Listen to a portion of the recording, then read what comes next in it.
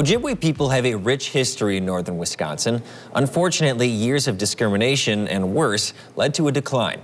The modern Sokaogon Chippewa community is focused on reviving age-old traditions, and it starts with the next generation. Newswatch 12's Nick Van Zyl caught up with them on Sand Lake. The day starts out by choosing an area and drilling test holes to check depth. The hole is then widened and a shelter is placed over it. I came here with my grandpa and my cousins. Edward Poupart was out on Sand Lake in Forest County today passing down the traditions of his ancestors. He was joined by about 30 of his traditional relatives while taking part in the annual winter camp held by the Sokaogon tribe. And I came down to Mole Lake this weekend to help share and teach my culture. That culture includes crafting wooden decoys and painting them to look like fish in hopes that it might attract their target. We make these decoys out of wood.